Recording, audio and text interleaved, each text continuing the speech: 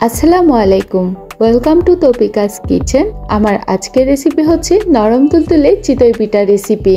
শীতের দিনে সকালে ব্রেকফাস্টে এরকম ফুলকো ফুলকো এবং নরম তুলতুলে চিতই পিঠা হলে আর কিছুই লাগে না। সাথে যদি গরম গরম হাঁসের মাংস এবং কয়েকটি ভর্তা থাকে তাহলে তো একদম জমে যাবে। চলুন তাহলে এরকম নরম তুলতুলে চিতই পিঠা রেসিপিটি আপনাদের সাথে শেয়ার করছি। আজকে চিতই পিঠা আমি চাল দিয়ে বানাবো। এখানে আমি সেদ্ধ চাল নিয়েছি 2 কাপের মতো। আপনারা আপনাদের প্রয়োজন মতো চাল নিয়ে নেবেন। এখানে চালগুলো আমি সেদ্ধ চাল নিয়েছি, আপনারা আতপ বা পোলাও চাল যে কোনো একটি চাল নিতে পারেন। এখন আমি 2 কাপ পানি দিয়ে চালগুলো ভিজিয়ে রাখছি।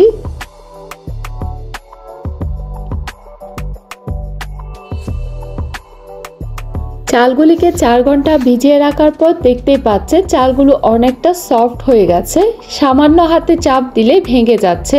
এই পর্যায়ে চালগুলিকে ব্লেন্ডারে ব্লেন্ড করে নিচ্ছি। ব্লেন্ড করে নেওয়ার পর দেখতেই পাচ্ছেন এখানে সফট একটা ডো তৈরি হয়ে গেছে।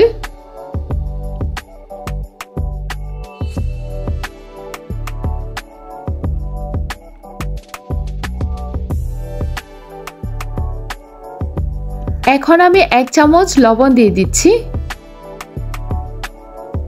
একটি চামচের সাহায্যে ব্যাটারের সাথে লবণটি মিক্স করে নিচ্ছি। পিঠা বানানোর ক্ষেত্রে আপনারা যদি নতুন হয়ে থাকেন তাহলে 1 চামচ বেকিং পাউডার দিয়ে দিতে পারবেন। ডোটিকে আরো একটু করে পাতলা করব, সেজন্য আমি কুসুম গরম পানি দিয়ে দিচ্ছি।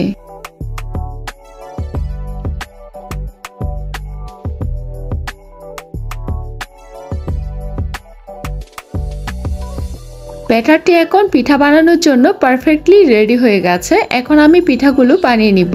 পিঠাগুলো তৈরি করার জন্য এরকম একটি লোহার কড়াই নিয়েছি, তার মধ্যে একটি ব্রাশের সাহায্যে চারিদিকটাই তেল ব্রাশ করে নিচ্ছি। গোল একটি চামচের সাহায্যে পিঠার ব্যাটারটি দিয়ে দিচ্ছি। তারপর আমি একটি মাটির ঢাকনা দিয়ে দিচ্ছি, আপনারা যে কোনো ঢাকনা দিতে পারবেন। চারিদিকটায় একটু করে পানি ছিটিয়ে দিচ্ছি। 3 মিনিট পর ঢাকনা তুলে পিঠাটি উঠিয়ে নিচ্ছি। দেখতে পাচ্ছেন খুব সুন্দরভাবে পিঠাটি হয়ে গেছে। আমি আরো একটি পিঠা আপনাদেরকে বানিয়ে দেখাচ্ছি। যতবারই পিঠার ব্যাটার দিবেন তার আগে পিঠার কড়াইটিকে এরকম একটি ব্রাশের সাহায্যে তেল ব্রাশ করে নেবেন। তারপর আমি একটি মেজারমেন্ট কাপের সাহায্যে পিঠার ব্যাটার দিয়ে দিচ্ছি। অন্য পিঠাটি যেভাবে বানিয়েছি সেভাবে আমি পিঠাটি বানিয়ে নিচ্ছি। দেখতে পাচ্ছেন পিঠাগুলো কতটা সুন্দর এবং ফুলকো হয়েছে। আপনারা চাইলে একইভাবে আমার মতো পিঠাগুলো তৈরি করে নিতে পারবেন। পিঠাগুলো দেখতে পাচ্ছেন কতটা সফট হয়েছে।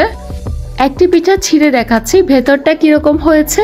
আশা করছি দেখতে পাচ্ছেন পিঠাটি ভেতরটা কতটা জালিদার হয়েছে, অনেক বেশি সফট হয়েছে। রেসিপিটি ভালো লাগলে অবশ্যই চ্যানেলে সাবস্ক্রাইব করে রাখবেন।